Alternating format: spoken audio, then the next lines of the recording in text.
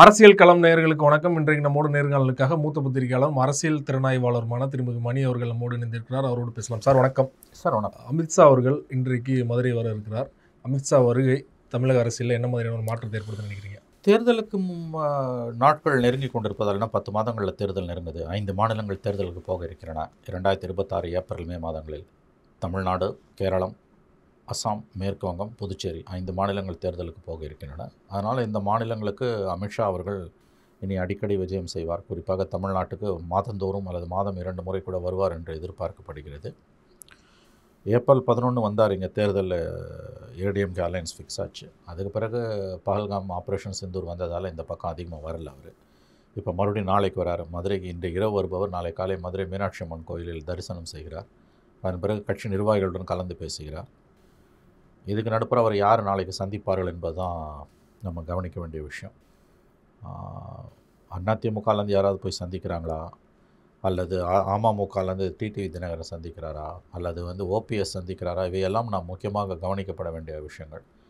Plus அவர் என்ன பேசுகிறாருன்றதையும் நம்ம பார்க்கணும். இது அரசியல் பயணம் தான், அதில் எந்த சந்தேகமும் இல்லை. மீனாட்சி அம்மனை தரிசிப்பது என்பது அரசியல் பயணத்தின் ஒரு அங்கமாகத்தான் நாம் பார்க்க வேண்டும். பாமக விவகாரம் வேறு தீர்க்கப்படாமல் இருப்பதால் நாளைக்கு அவரை யாராவது பாமக தரப்பிலிருந்து சந்திக்கிறார்களா என்பதையும் நாம் கவனிக்க வேண்டியிருக்கிறது. இப்பொழுதைக்கு திட்டங்கள் எதுவும் இல்லைன்னு சொல்கிறாங்க. ஏன்னா அந்த பிரச்சனை சால்வ் ஆகலை. குருமூர்த்தியெல்லாம் போய் பார்த்த பிறகு அது என்ன ஒரு சொல்யூஷன் இல்லாமல் தான் ஓடிக்கிட்டு இருக்குது. இது முக்கியமானது ஒரு பயணம். அலைன்ஸ் ஏடிஎம்கே பிஜேபி அலைன்ஸ் வந்துடுச்சு. பட் அது கீழே டேக் ஆஃப் ஆகலை. அதான் அவங்களோட சிக்கல். அவங்களோட மிகப்பெரிய பிரச்சனை இந்தியாவோட நம்பர் 1 கட்சியும் தமிழ்நாட்டில் 30 ஆண்டுகள் பதவியில் இருந்த கட்சியும் கூட்டணி சேர்ந்தும் இந்த கூட்டணிங்க தமிழ்நாட்டில் டேக் ஆஃபே ஆகலை, ஜெல் ஆகலை.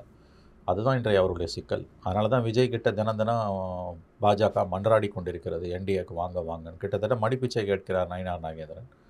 அதிமுக தலைவர்கள் அவ்வப்பொழுது ஒரு சிலர் விஜய் தங்கள் கூட்டணிக்கு வர வேண்டும் என்று சொல்லுகிறார்கள்.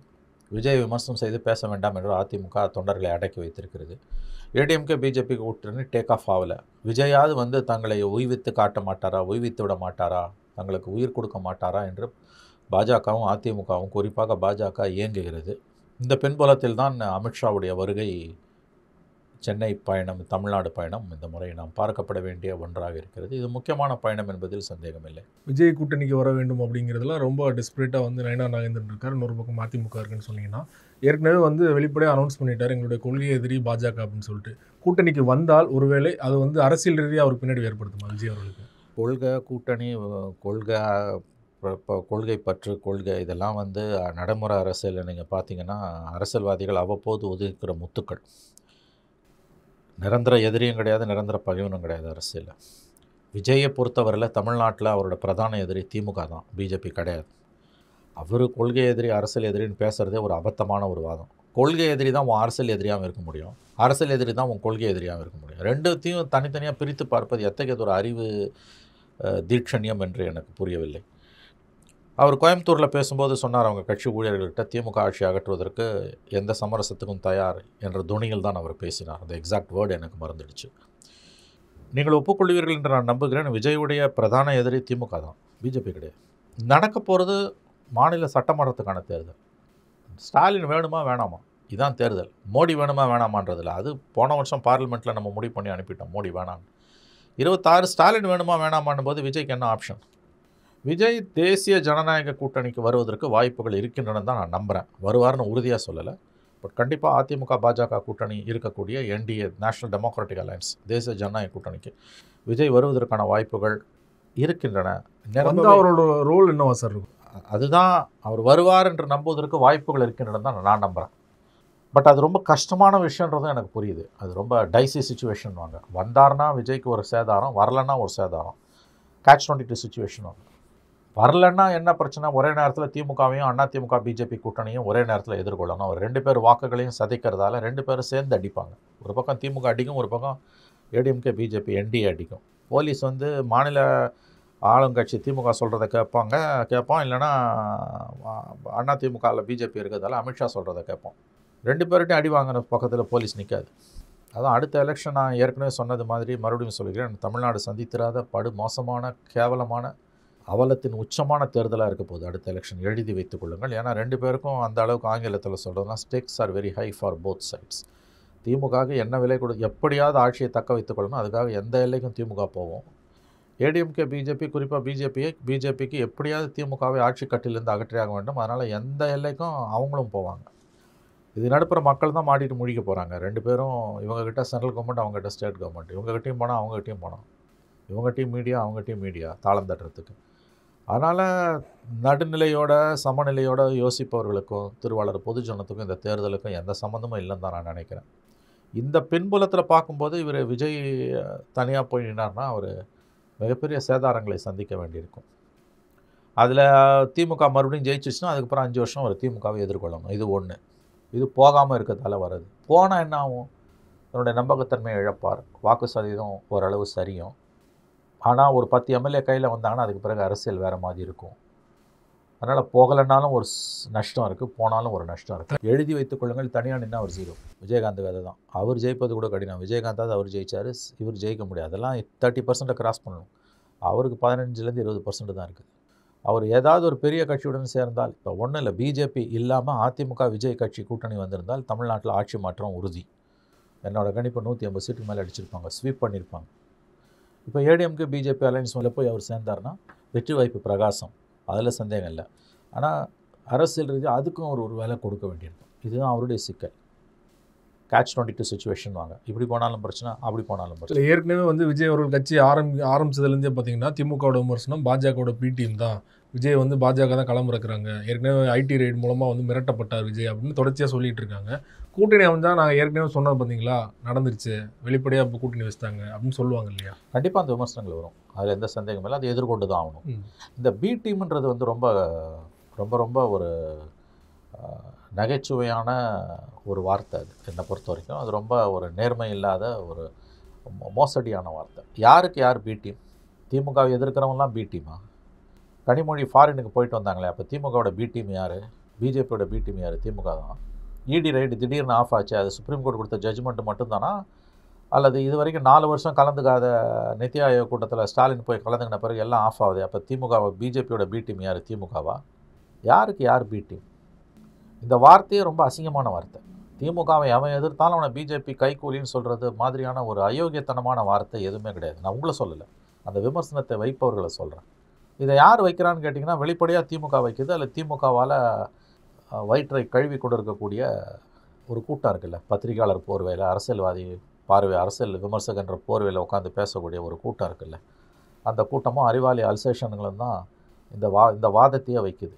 எவன் திமுகவை எதிர்த்தாலும் அவன் பிஜேபி பி டீம். அது எப்படிங்க? அது ஒட்டுமொத்த பிஜேபி எதிர்ப்பை திமுகவுக்கு பட்டா போட்டு கொடுத்துட்டாங்களா யாராவது? குறைஞ்சபட்ச அறிவு நேர்மை இல்லாத வார்த்தை. ஆனால் உண்மையான பி டீம் திமுக தான் நம்புறதுக்கு நிறைய காரணங்கள் இன்றைக்கி இருக்கின்றன.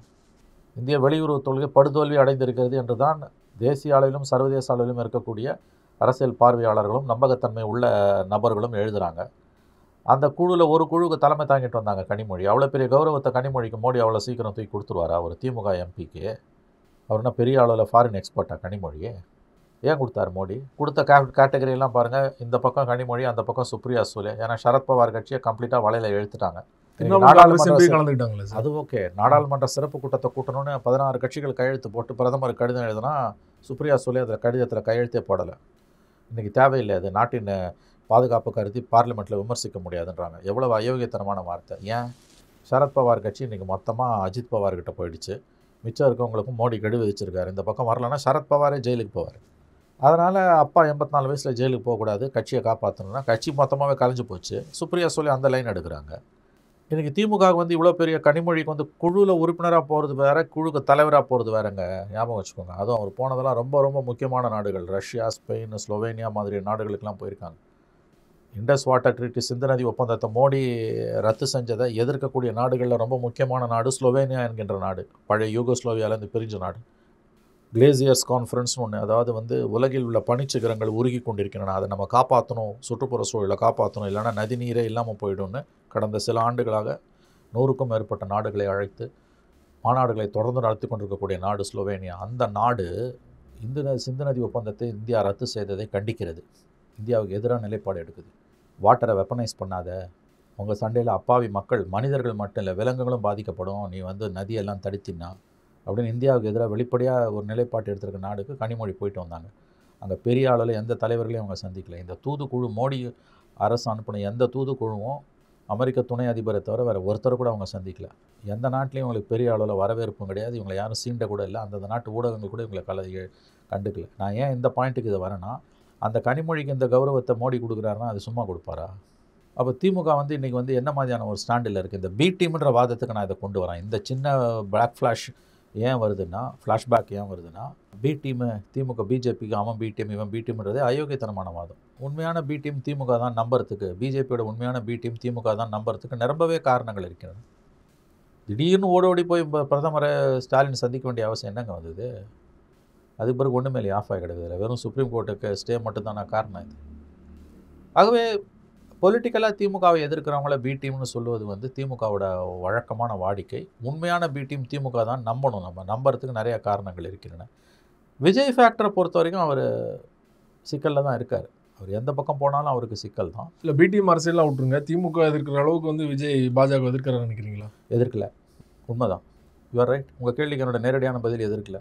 அதுக்கு அவர் வைக்கக்கூடிய வாதம் வந்து நடப்பது மாநில தேர்தல், நான் எதுக்கு எதிர்க்கணுன்ற அப்படி தொட்டுட்டு தான் போகிறாரு. You're right. பிஜேபியை திமுகவை எதிர்க்கிற அளவுக்கு ஒரு எதிர்க்கல. இப்போ அண்ணா திமுக பிஜேபி திமுகவை எதிர்க்கிற அளவுக்கு பிஜேபி எதிர்க்கல. ஏன்னா அவங்க கூட்டணியிலே சேர்ந்துட்டாங்க. இன்றைக்கி தமிழ்நாட்டு மக்களோட மனசில் இருக்கிறது வந்து இப்போது திமுக இந்த அளவுக்கு வளர்ந்துருக்குன்னா பிஜேபி எதிர்ப்பு தானே பிரதானமான காரணம். அதை விஜய் தொட்டால் தானே அடுத்த லெவலுக்கு போக முடியும். அதையும் தொட மாட்டார். இப்போது அது சிக்கலான கேள்வி சிவா. அவர் திமுக தொடர அளவுக்கு அவரால் தொட முடியாது. அவர் எதிரி திமுக தான், பிஜேபி இல்லை. நான் தான் வெளிப்படையாக சொல்கிறேன். அப்புறம் எதுக்கு அவர் தொடணும்? அது அவரோட பாலிடிக்ஸு. ஒருத்தன் இப்படி தான் வாழணும்னு நான் சொல்ல முடியாது. அவன் எப்படி இருக்கான்னு நான் சொல்கிறேன். அவன் எப்படி வாழணும்னு நான் சொல்லலை. அது என் வேலை கிடையாது. அசஸ் பண்ணுறதும் கமெண்ட் பண்ணுறதும் என் வேலை. அட்வைஸ் பண்ணுறது என் வேலை கிடையாது. நான் ஒரு பொலிட்டிக்கல் ஜேர்னலிஸ்ட்டாக ஒரு அப்சர்வராக நான் சொல்கிறது, நீங்கள் கேட்ட கேள்வி கரெக்ட். அவர் அண்ணா திமுகவை ஏற்ற அளவுக்கு பிஜேபி எதிர்க்கல. எஸ், எதிர்க்கல. ஃபேக்டாக தான். சும்மா அது வந்து அவங்க கொள்கை எதிரி அரசியல் எதிரின்றதே அது ஒரு பம்மாத்து வேலைங்க. அது என்னை பொறுத்த வரைக்கும் அது ஒரு ஒன்று குழப்பமான மனநிலை, இல்லை அறிவு நேர்மை இல்லாத மனநிலை. அது எப்படி கொள்கை எதிரி வேறு அரசியல் எதிரி வேறு யார்? ரெண்டும் ஒன்றா தானே சார் இருக்க முடியும்? அரசியல்னா என்ன? அவங்களுக்கு கொள்கை உள்ளதான் அரசியல். எந்த கொள்கையுமே எனக்கு இல்லைன்னு எப்படி சொல்ல முடியும்? கொள்ளடிக்கிறது ஒன்று தான் கொள்கை நான் வருதா? ஆகவே கொள்கை வேறு அரசியல் வேறு, கொள்கை எதிரி வேறு அரசியல் எதிரி வேறு என்பது தவறான பார்வை, ரொம்ப குழப்பமான ஒரு பார்வை. மேபி உள்நோக்கம் கொண்ட பார்வையாக கூட இருக்கலாம். அவர் திமுக விமர்சிக்கிற அளவுக்கு பிஜேபி விமர்சிக்கவில்லை என்பது 100% correct. You're right. I agree with you. அதிலே உங்களோட பதில் இருக்கலாம். இப்போ பிரச்சனை அவர் என்டிஏக்கு போவாரா மாட்டாரான்றதும். போனால் ஆச்சரியம் இல்லைன்றது என்னோட பாயிண்ட்டு. போனால் அதில் என்ன பாதிப்புகள் வரும், சேதாரம் வரும். போகலன்னா என்ன சேதாரம் வரும்ன்றதை பற்றி தான் நம்ம பேசிகிட்டு இருக்கோம். அவருடைய உறுதியான பாஜக எதிர்ப்பு என்பது கண்டிப்பாக அவர் பாஜக எதிர்ப்பாளர் என்று நான் நம்பவில்லை. அப்படியே ஒரு எதிர்ப்பாளராக இருந்தாலும் திமுகவா பாஜகவான்னு வரும்போது ஒரு குரூஷியலான ஸ்டேஜில் இவங்க திமுக தான் எதிரி என்ற முடிவுக்கு வந்து விடுவார்கள். இன்றைக்கி அண்ணா திமுக நிலைமை தானே. இன்றைக்கி தமிழ்நாட்டில் எந்த கட்சியுமே பை சாய்ஸ் பிஜேபி பக்கம் போக மாட்டாங்க, இன்க்ளூடிங் பிஎம்கே ஏடிஎம்கே. நீங்கள் ஒரு சாய்ஸ் கொடுத்தீங்கன்னா அவங்க பிஜேபிக்கு போக மாட்டாங்க. ஏன்னா தமிழ்நாட்டில் ஒட்டுமொத்த மக்களும் பிஜேபியை வெறுக்கிறாங்க, ஒரு 5% தவிர. தெருவில் இருக்க லேம்ப் போஸ்ட்டை கேட்டால் கூட ஆன்டி பிஜேபி தான் சொல்லுவோம். இது பப்ளிக் சென்டிமெண்ட். இதை தான் திமுக கடந்த 6 வருஷமாக 3 தேர்தலில் நல்லா எக்ஸ்ப்ளாய்ட் பண்ணி வாழ்ந்துட்டுருக்காங்க. திமுக கூட்டணியும், குறிப்பாக திமுக யாருக்காவது கோயில் கட்டி கும்பிடணும் 38 மாவட்டத்தில்னா அது நரேந்திர மோடிக்கு தான். 38 மாவட்டத்தில் நரேந்திர மோடி கோயில் கட்டி கும்பாபிஷேகம் குடமுழுக்கு பண்ணி 3000 கோயில்னு சொல்கிறாரு சேகர் பாபு. 3038 வச்சுக்கலாம். மோடிக்கு சிறப்பான கோயில் கட்டி கும்பிடலாம். ஏன்னா இவங்களை வாழ வைக்கிற தெய்வம் அதுதான். இவங்க சாதனைகளை சொல்லி ஓட்டு கேட்கல, மோடி வந்துடுவார்னு சொல்லி தான் ஓட்டு கேட்குறாங்க. மக்களுக்கு மோடியை பிஜேபியை இந்துத்துவ பிடிக்கல, அதனால் ஏற்று குத்திக்கிட்டே இருக்காங்க. எத்தனை நாளைக்கு ஊற்றுவான்னு தெரியாது. இது வரக்கூடிய அசம்பிளி எலெக்ஷன் அது எப்படி ரிஃப்ளெக்ட் ஆகும்னு நமக்கு தெரியாது. இந்த பேக்ரவுண்டில் தான் நம்ம விஜயை பற்றி பேசுகிறோம். அவருடைய பிஜேபி எதிர்ப்பு என்பது மெச்சத்தகுந்தது அல்ல. அவருடைய பிரதான எதிரி திமுக தான், பிஜேபி கிடையாது. நான் வெளிப்படையாகவே சொல்கிறேன். அதே போல் வந்து நீங்கள் பேசும்போது சொன்னீங்க வந்து பாமகவில் இருக்க தலைவர்கள் வந்து நாளைக்கு அமித்ஷா சந்திக்க வாய்ப்பு இருக்குது, அது இன்னும் உறுதியாக தெரியலைன்னு சொன்னீங்க இல்லையா? ஆனால் ராமதாஸ் அவர்கள் இன்றைக்கு சென்னை வந்திருக்காரு. அன்புமணி நான் சந்திக்க போகிறதில்ல, ஆனால் வந்து பாஜக அமித்ஷா வந்தது எனக்கு தெரியாது, பாஜகவோட பாமக இணையுமா அப்படிங்கிறது அந்த கேள்வி எதுக்கு கேட்குறீங்க அப்படின்னு சொல்லியிருக்காரு இல்லையா? அது எப்படி எடுத்து? இதே ராமதாஸ் தான் போன வாரம் மகனுக்கு பாராட்டு பத்திரம் கொடுக்கும்போது கேட்கப்பட்ட ஒரு கேள்வி, நீங்கள் என்டிஏவில் இருக்கிறீர்களா என்னும் பொழுது அது சிக்கலான கேள்வினார். இது எப்படி புரிஞ்சுப்பீங்க? ஏங்க அவர் ஏடிஎம்கே பிஜேபி அலையன்ஸுக்கு தாங்க போகிறாரு, அதில் எந்த சந்தேகமும் வேணாம். வேறு ஆப்ஷனே அவர் கிடையாது. கண்டிப்பாக திமுக கூட்டணிக்கு அவர் போக முடியாது, வேறு விஜயோடலாம் போக முடியாது. விஜயே அங்கே போகிறான் போது விஜய்க்கு அங்கே விஜய் போனாலும் போகட்டும், விஜயோட இவங்க போக முடியாது. ரெண்டாவது கண்டிப்பாக இவங்களுக்கு பார்லிமெண்ட் எலெக்ஷனில் பிஜேபியோட போவதுக்கு இருந்த நிர்பந்தங்கள் அசெம்பிளி எலெக்ஷனே இருக்கின்றன. அதனால் அந்த நிர்பந்தத்தை மீறி இவங்களால் போக முடியாது. வேறு ஆப்ஷனே கிடையாது. இவங்க பிஜேபிக்கு தான் போய் ஆகணும், போவாங்க. இந்த பிரச்சனை விரைவில் தீர்க்கப்படும். இது குருமூர்த்தி பேச்சுவார்த்தை தோல்வியில் முடிஞ்சது இல்லை, அப்படின்னு தோல்வி வெற்றிலாம் மீடியா தப்பாக எழுதுதுங்க. பிஜேபி பாமகக்குள்ளே இருக்க பிரச்சனையை நல்ல விதமாக தீர்த்து வைக்கும் வித்தின் கோட். அமித்ஷா அவர் காலை வைக்கலை. அன்புமணியை குருமூர்த்தி போய் பார்க்குறாரு, ராமதாஸை பார்க்குறாரு. ஃபஸ்ட் அட்டம்ப்ட் இது ஃபஸ்ட்டு அட்டம்ப்ட்டு. அப்புறம் மறைமுகமாக நடக்கும். ரொம்ப ராமதாஸ் அடம் பிடிக்கிறாருன்னா அமித்ஷா திரும்பி பார்ப்பார், சால்வ் ஆகிடும். இதுக்கு மேலே நான் சொல்லி யாரையும் சிறுமப்படுத்த விரும்பலை. பார்லிமெண்ட் எலெக்ஷன் அப்போ ஏன் நான் பார்லிமெண்ட் எலெக்ஷனுக்கு பிஜேபியோட போனேன்னு அன்புமணி என்ன செஞ்சார், அன்புமணியும் அன்புமணியோட மனைவியும் என்ன செஞ்சாங்கன்னு ராமதாஸ் சொன்னதை நீங்கள் கொஞ்சம் ரீவைண்ட் பண்ணி பார்த்தீங்கன்னா நான் சொல்கிறது உங்களுக்கு புரியும். வேறு ஆப்ஷனே அவங்களுக்கு கிடையாது. அவங்க ஏடிஎம்கே கூட தான், பிஜேபியோட தான் போகிறாங்க. தேமுதிகவோட நிலையம் வர சார் இருக்கும். ராஜ்யசபா சீட் எதிர்பார்த்தாங்க. அதிமுக வந்து கிளவராக 2026 வர ராஜ்யசபா தான் கொடுப்போம்னு சொல்லியிருக்காங்க. தேர்தல் முடிஞ்சோட தான் வரும்னு எதிர்பார்க்கப்படுது இல்லையா? ஸோ தேமுதிக என்ன நிலைப்பட எடுப்பாங்க? தேமுதிக திமுகவோட பேசுகிறாங்கன்னு சொல்கிறாங்க. பட் சேருவாங்களான்னு தெரியாது. அகெயின் அவங்களும் வந்து பிஜேபி ஏடிஎம்கே அலையன்ஸ் போகிறதுக்கான வாய்ப்புகள் அங்கேயும் இருந்துக்கு தான் இருக்குது, இல்லைன்னு சொல்ல முடியாது. பாமகவை உள்ளே இழுக்கிற அளவு காட்டுற ஆர்வத்தை, கவனத்தை அமித்ஷா தேமுதிக பக்கம் காட்டல. அளவு செல்வாக்கு இல்லைன்னு நினைக்கிறார். செல்வாக்கு இல்லைன்னு நினைக்கிறார். போனால் போட்டுன்னு தான் அவர் நினைக்கிறார். பட் அது எப்படி வேணால் 11th ஹவரில் மாறலாம். இப்போதைய நிலவரம் வந்து ஆஸ் ஆஃப் நவ் திமுகவோட போகிறதுக்கு வாய்ப்புகள் இருக்கின்றன. திமுகவும் அதுக்கான கதவுகளை திறந்து தான் வச்சிருக்கு. 0.43%, லெஸ் தான் 0.5% ஓட்டு இருக்க கட்சியை கூட உள்ளே இழுத்துக்கணுன்னு தான் திமுக பார்க்குது. ஏன்னா ரெயின்போ அலையன்ஸ் தான். டெஃபினட்டாக அதுக்கான வாய்ப்புகளை நம்ம ஒதுக்கி தள்ள முடியாது. ஆனால் இன்னமும் அவங்க வந்து ஒரு கேட்டாந்த வாலாக தான் இருக்காங்க. முழுவதும் அவங்க இந்த பக்கம் வரல, அவங்க அந்த பக்கம் பேசுகிறாங்க. ஒரே நேரத்தில் எல்லா கட்சியோடையும் அவங்க பேசுவாங்க. அதனால் திமுக கூட்டணிக்கு வருவதற்கு முதன்முறையாக வாய்ப்புகள் இருக்குது. ஃபஸ்ட் டைம் விஜயகாந்த் ஆரம்பித்த கட்சி திமுக கூட்டணிக்கு வருதுன்னு நம்ம சொல்லலாம். பாலிட்டிக்ஸ்ன்றது வந்து கொள்கை சித்தாந்தம் எதுவுமே கிடையாது. எப்படி வேணால் போகலாம், எப்படி வேணால் இருக்கலாம். ஒரே நேரத்தில் 2 பேரோடையும் பேசலாம், 3 பேரோடையும் பேசலான்ற முடிவுக்கு இந்த கட்சிகள், சிறிய கட்சிகள் வந்ததுன்னா இந்த அவலம் தான் நடக்கும். ஒரே நேரத்தில் நான் ஏடிஎம்கேயோடையும் பேசுவேன், பிஜேபியோடையும் பேசுவேன் தான் பாமக பேசிச்சு. அதே தான் தேமுதிக. ஒரே நேரத்தில் 2 பேரோடையும் பேசுகிறாங்க. ஒரே நேரத்தில் 2 பேரோடையும் பேசுகிறீங்கன்னா உங்களுக்கு செல்வாக்கு இல்லைன்னு அர்த்தம். ஆனால் குட்டி குட்டி கட்சியை கூட ஒரு ஓட்டு கூட செதறாமல் இருக்கணும்னு ஸ்டாலின் பார்க்குறாரு. அதனால் அவங்க பேச ஆரம்பிச்சிருக்காங்க. கடந்த தேர்தலில் திமுகவோட தேமுதிக பேச்சுவார்த்தை பண்ணும்போது இருந்த ஒரு பேர வலிமை இப்போ இருக்குன்னு நினைக்கிறீங்களா? 100% இருக்காது. மிக மோசமான பேர வலிமை. ஆல்மோஸ்ட் நில். கொடுக்குறத வாங்கிட்டு போகணும். ஆனால் ஓரளவு கண்ணியத்தோடு நடத்தி அவங்களை உள்ளே இழுத்துக்கணும்னு ஸ்டாலின் நினைக்கிறார் என்று தான் தோன்றுகிறது. பெரிய அளவில் தேமுதிகவில் திமுகவுக்கு லாபம் கிடையாதுங்க. பாமகவில் உண்டு. பாமக ஒரு பெரிய கட்சி, 4% ஓட்டு இருக்குது. தேமுதிக வந்து கம்ப்ளீட்டாக அவர் விஜயகாந்தோடய போயிடுச்சது. அவர் இருக்கும்போதே போயிடுச்சது. 10% ஓட்டு 1%-ஆக மாறிச்சு அவர் இருக்கும்போதே. அவர் மரணத்துக்கு பிறகு இன்னும் மோசமாகிடுச்சு. பெரிய லாபம் திமுகவுக்கு இருக்காதுங்க தேமுதிகவில். ஆனால் எடப்பாடியை பார்த்து அப்போ என்ன சொல்லுவாங்க, தேமுதிகன்ற ஒரு குட்டி கட்சியை கூட உங்களால் வச்சுக்க முடியல, அவங்களே நீங்கள் திமுக கிட்ட பலி கொடுத்துட்டு இருக்கீங்க. தேமுதிக கூட உங்க கூட இல்லைன்னா வேறு யார் இருப்பான்ற கேள்வி தான். காமெடி தான். இந்த மூஞ்சிக்கு ஒன்று பிடிக்கலன்னு அந்த கவுண்டர் பண்ணி காமெடி ஒன்றும்ல, அதுதான் அந்த நிலைமை தான் இப்போ. பட் ஈச் ஓட்டு கவுண்ட்ஸ். அதனால் அது எந்த பக்கமும் போகலாம். திமுக பக்கம் வந்ததுன்னா அது பர்செப்ஷன் வைஸ் ஏடிஎம்கேக்கு இன்னமும் அடி. அவங்களுக்கு ஓட் பர்சன்டேஜ் 0.43% இருந்தால் கூட இந்த பர்செப்ஷனில் வந்து இது ஒரு மெகா அலையன்ஸ், இன்னமும் பெரிய அலையன்ஸ். 2 காங்கிரஸ், 2 லெஃப்ட், மதிமுக, விசிகா, கொங்கு கட்சி, வேல்முருகன், அதோடு சேர்த்து தேமுதிகன்னும் போது இந்த ஒரு மெகா அலையன்ஸ் வந்துடும். மதிமுக சொன்னீங்க இல்லையா? மதிமுக ஒரு அதிருப்தியில் இருக்கிறதா தகவல் வருது. ராஜ்யசபா சீட்டு கிடைக்காதனால உண்மைதானே அது? அதில் அதிருப்தியில் இருக்காங்க. ஆனால் அணிலாம் மாற மாட்டாங்க. கண்டிப்பாக மாற மாட்டாங்க. ஏன்னா அதற்கான வாய்ப்புகள் ரொம்ப ரொம்ப ரொம்ப குறைவு. போக மாட்டாங்க. என்ன காரணத்தை சொல்லுவாங்க? ஏன்னா கடந்த காலங்களில் ஒரு காரணம் இருந்தது. இன்றைக்கி மகன் எம்பியாக இருக்கும்போது அவர் வைகோவால் அவருக்கும் வயதாகிறது. ரெண்டாவது அவங்களுடைய 4 எம்எல்ஏஸும் ஆல்ரெடி திமுக சிம்பலில் தான் நின்று இருக்காங்க. மதிமுக அதிருப்தி இருப்பது உண்மை. ஆனால் அவர் திமுக கூட்டணியை விட்டு மதிமுக வெளியேறும் என்பது தவறு. நான் நம்பவில்லை. மதிமுக 26 தேர்தலில் திமுக கூட்டணியில் தொடரும் என்று நான் நம்புகிறேன். வேறு ஆப்ஷன் இல்லை அவங்களுக்கு. அதனால் அந்த அலையன்ஸ் இப்போ நம்ம சொன்ன இவ்வளோ கட்சிகளோடு சேர்ந்து தேமுதிக வருதுன்னா அது திமுகவுக்கு ஒரு பெரிய பலம் தான். அது பர்செப்ஷன் வைஸ், உளவியல் ரீதியாக அது ஒரு பெரியதொரு உத்வேகத்தை அவர்களுக்கு கொடுக்கும். நீங்கள் பாருங்கள், அப்போ இந்த பக்கத்தில் விஜயன் தனியாக நின்னார்னா ஏடிஎம்கே யார் இருக்கா? ஏடிஎம்கே, பாஜக, பாமக. அது பிஜேபி, ஆன்டி பிஜேபி இருக்கிற இடத்துல அது சைபர் தான் உங்களுக்கு வந்தீங்க. ஸோ 4 கார்னர் ஃபைட்டில் it will be DMK clear victory. Vijay போய் அந்த பக்கம் சேர்ந்தாருன்னா டஃப் ஃபைட் ஆகிடும்.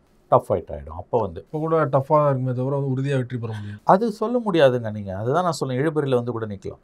என்னோட ஹஞ்ச் நான் ஏற்கனவே பலமுறை பதிவு பண்ணது, இன்றைக்கி இருக்க போகிறது விஜய் வெறும் அதிமுக தாவேகா கூட்டணி இருந்ததுன்னா ஈஸியாக ஸ்வீப் பண்ணி ஈஸியாக ஸ்வீப் பண்ணுவாங்க. பாஜக இருந்ததுன்னா அது மைனஸாக தான். பிஜேபி வந்ததுன்னா அது 0ல் போகுது. எப்போவுமே 2+2 பாலிடிக்ஸில் 0 ஆகும். விஜய் பிஜேபி இல்லாமல் அதிமுக விஜய் கூட்டணி மட்டும் இருந்ததுன்னா கூட மற்ற எந்த கட்சி எந்த பக்கம் போயிருந்தாங்கனாலும் ஆட்சி மாற்றம் உறுதி. அந்த அலையன்ஸ் வந்து கிளியர் ஸ்வீப் பண்ணியிருப்பாங்க. இப்போ அதுக்கு வாய்ப்பு வந்து உங்களுக்கு பிஜேபி உள்ளே போனதால் ஏடிஎம்கேட வாக்கு வங்கியில் இன்னமும் சிதைவு இருக்குது. விஜய் போய் நின்னார்னா அது அவ்வளோ ஈஸியானதில்லை. விஜய் போகிறது அவ்வளோ ஈஸி இல்லை. நான் அதையும் ஒத்துக்கிறேன். விஜய் போகிறதுக்கு ஒரு வாய்ப்பு இருக்குன்னு நான் சொல்கிறேன். வழி அது அவ்வளோ ஈஸி இல்லை. அங்கே நிறைய சிக்கல்கள் இருக்குது. போகலன்னா விஜய்க்கு என்ன சேதாரம் தான் நான் பேசுகிறேன். ஸோ அவர் மோஸ்ட்லி 4 கார்னர் ஃபைட்டு தான் செய்வார். 4 கார்னர் ஃபைட்டு வருதுன்னா it will be a definite DMK advantage, clear advantage. அதில் முத்துவேல் கருணாநிதி ஸ்டாலின் 2வது முறையாக வரலாறு படைப்பது, முதலமைச்சராவது உறுதி. 4 முனை போட்டி வந்தால் இருக்கவே இருக்கு. மோடி ஃபேக்டர் டீலிமிட்டேஷன்லாம் இப்போ தூக்கினாங்க. மோடி இருக்க வரைக்கும் திமுகவை அசைக்க முடியாது. ஏன்னா திமுகவை வாழ வைக்கிற தெய்வம் மோடி தான். ரொம்ப நன்றி சார். சமகால அரசியல் தொடர்பாக பல்வேறு விஷயங்களை எங்களோட பகிர்ந்து கொண்டீங்க. நன்றி சிவா, நன்றி.